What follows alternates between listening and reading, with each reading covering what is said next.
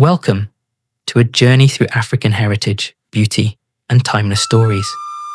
Tonight, we journey to a place where the water remembers, where love defies time, and the river whispers its secrets to those who listen.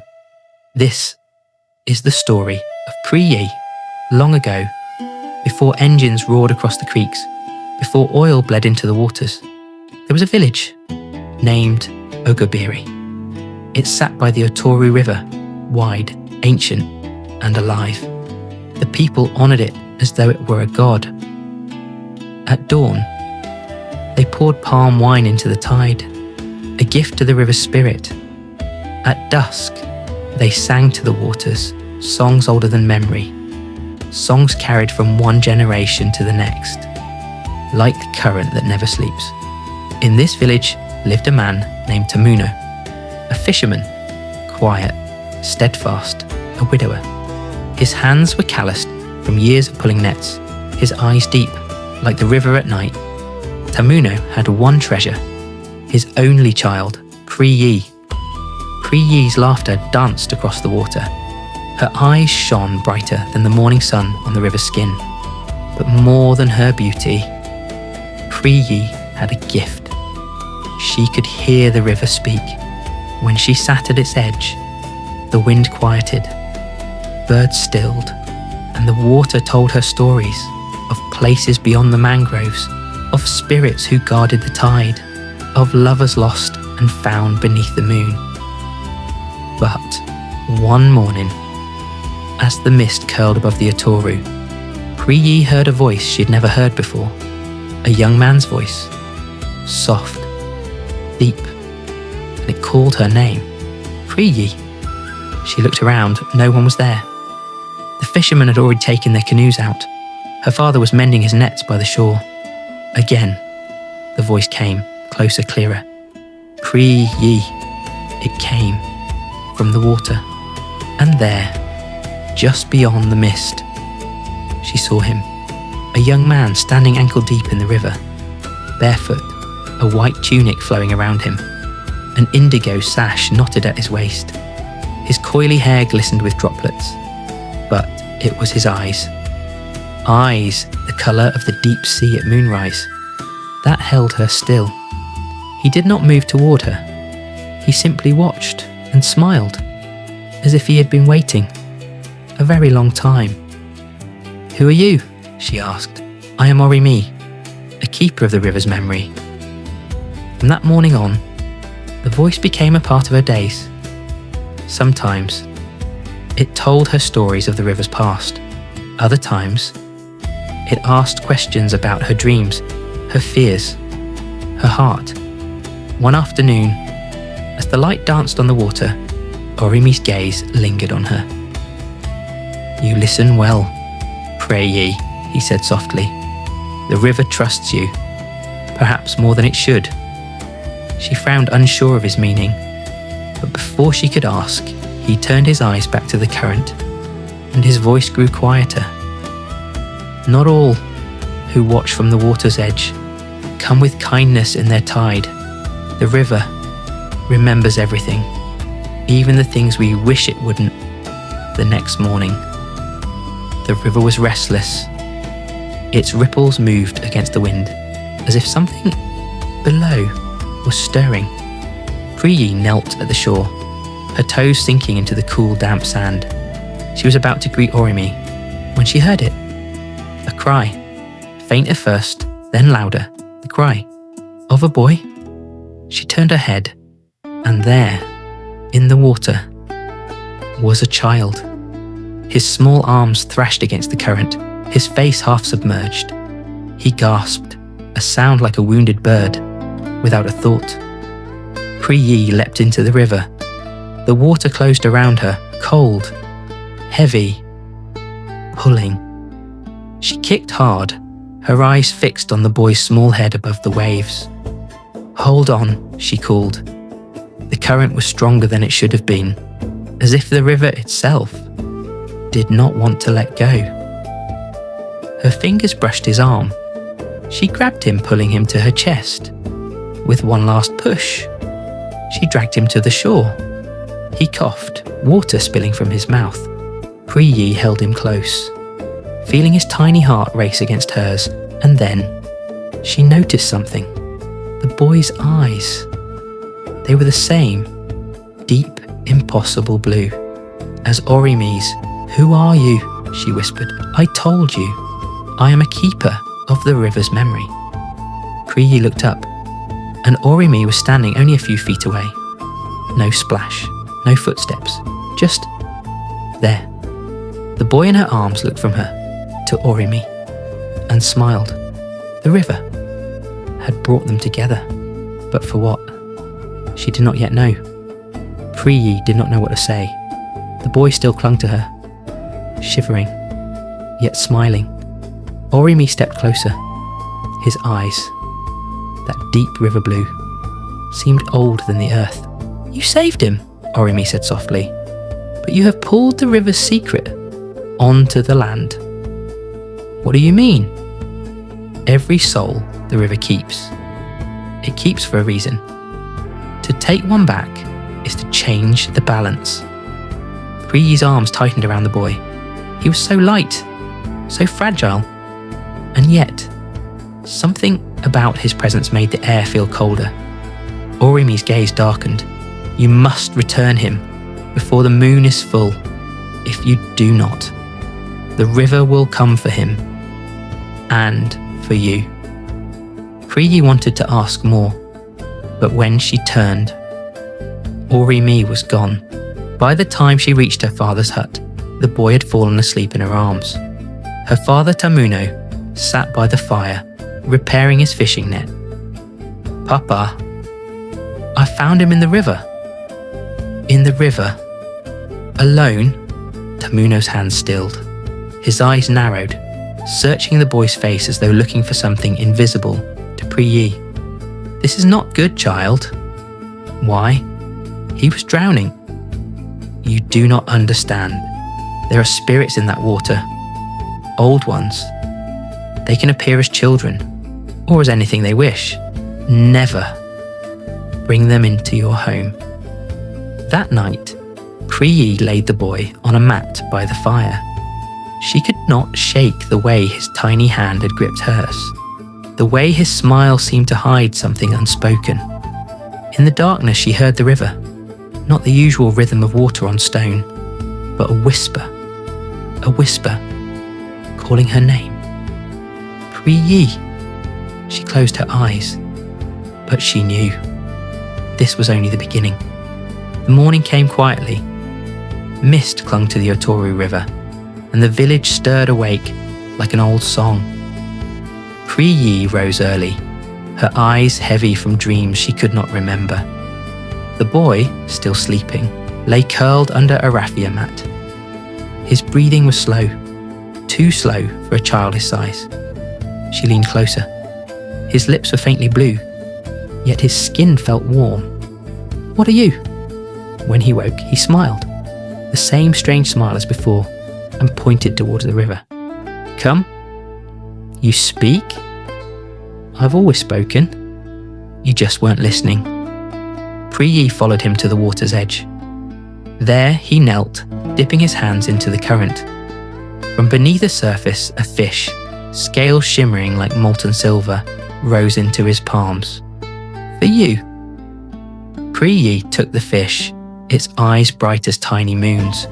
She had never seen such a creature. "It's beautiful. It's a gift from the river. It will feed you when the nets fail. It will never spoil, as long as you keep it in water." Pri-yi stared at him. His words were too heavy, too certain for a boy who claimed to be only a child. Days passed. The boy stayed with Pri-yi and Tamuno. He spoke little, but his presence was like the river itself, calm at times, and at other times, deep and unpredictable.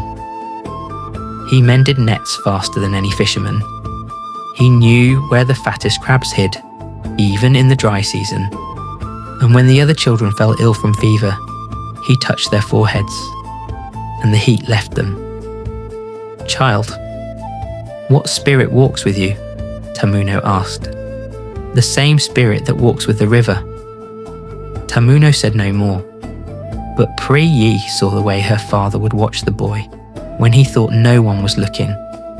One night, as the moon rose full and gold above the river, the boy sat beside Pri-yi. The water shimmered, calling in a language only they seemed to understand. Do you hear it? The river. It's speaking to you. It's been speaking since you were born. Pri-yi's heart quickened. She remembered Orimi's warning. She remembered her father's fear, but she also remembered how the boy's laughter had filled their hut the first time since her mother's passing. How his kindness had brought light back into Tamuno's eyes. And she knew. Whatever the river wanted from her, it would not give it without cost. And the full moon was only 2 nights away. The full moon hung over the Otoru River like a silver drum. Its light spilled across the water, turning every ripple into a sheet of glass. Pri-yi walked alone, her wrapper brushing softly against the wet sand. Somewhere behind her, the boy followed, his steps soundless. When she turned, he was already at the water's edge, kneeling as if in prayer. It is time. Time for what? For you to see what you've always known. Come. She stepped beside him, and the river shifted, its surface folding open like a woven map being unrolled. Beneath, she saw a world of light and shadow, spirits swimming in currents like birds in the wind, ancient faces carved in stone, drums beating without hands. What is this place? This is the river's heart, and it is calling you. The boy reached into the water and drew something from the depths, a crown. It was not made of gold or coral, but of woven reeds twined with shells that glowed like starlight. You were born under the river's gaze. Your mother knew. Your father feared, but you cannot run from it. I am no queen.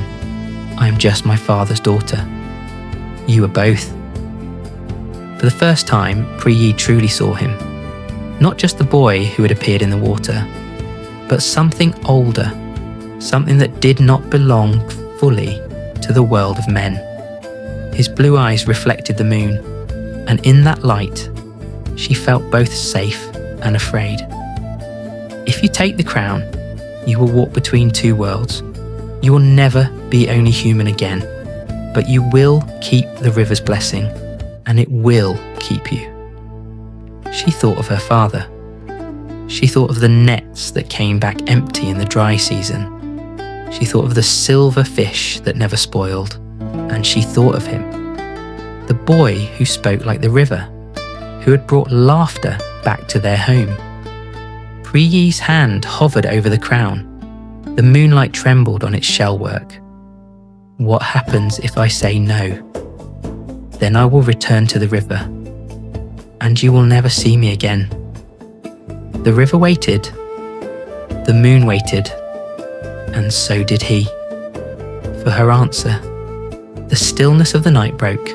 A single gust of wind swept across the Otoru River, bending the tall reeds, ruffling the moonlit water. Pri-yi's fingers touched the crown. It was warm, impossibly warm, as though it had been resting under the sun, not the river. Somewhere in the distance, a drum began to beat. Slow, steady, the same rhythm her mother used to hum when braiding her hair. I know this song. It is the river remembering you. She lifted the crown. The shells shimmered, and suddenly the river responded. Waves rose where there had been calm. The air thickened with mist. Thunder rolled again, closer this time. Place it on your head. If I do, will my father understand? He will feel it in his bones. The river will tell him. Pri-yi closed her eyes, and in one motion, she placed the crown upon her head. The river answered. A column of water rose around them, not touching, just encircling. Inside its spiraling walls swam spirits, fish and shapes from another time. The boy's form began to change. His skin took on the shimmer of scales at his jaw. His hair flowed as if underwater, and his blue eyes glowed, not with moonlight, but with the deep, unbroken light of the river's heart.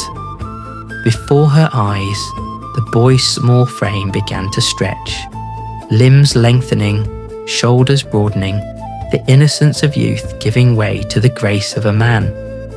His features sharpened, his voice deepened, and there, standing where the boy had been, was the same figure she'd seen in the river that first day. Orimi, the man whose gaze had lingered in her dreams. "You," she whispered, "it was always you." "And it was always you, Pri-yi," he said, his voice a current that pulled her closer. "I came as a child, so you would trust me, and so the river's choice could be made without fear." The column of water shimmered brighter, holding them in a circle of ancient light. And for a moment, the world beyond the river disappeared, leaving only her heartbeat, the sound of the water, and the man before her. "You are bound to me now and to the waters. What you give, the river will return. What you take, the river will forgive, if your heart is pure." From the shore, Tamuno woke to the sound of the waves. He ran barefoot, his prayer beads clutched in one hand. And there, in the shimmering ring of water, he saw his daughter, crowned, changed, radiant. "Child, what have you done?" "What I was meant to do, Papa." Tamuno stepped into the water. It parted for him, lapping gently at his ankles. "She will walk between two worlds. You will see her less, but she will never be lost to you." The crown pulsed once. The river calmed, and when the water closed again, the boy and Pri-yi were gone. Only the ripples remained, dancing under the moonlight. Days turned into weeks, weeks into moons. The Otoru River flowed as it always had. Yet the people of Ogobiri whispered of strange blessings. Fish returned in numbers not seen in years. The yams grew larger. The rains came on time, never too much, never too little. And sometimes at dawn, Tamuno would walk to the shore and find offerings. A basket of the freshest tilapia, a garland of river lilies, a folded ceremonial cloth, its patterns unlike any woven by human hands.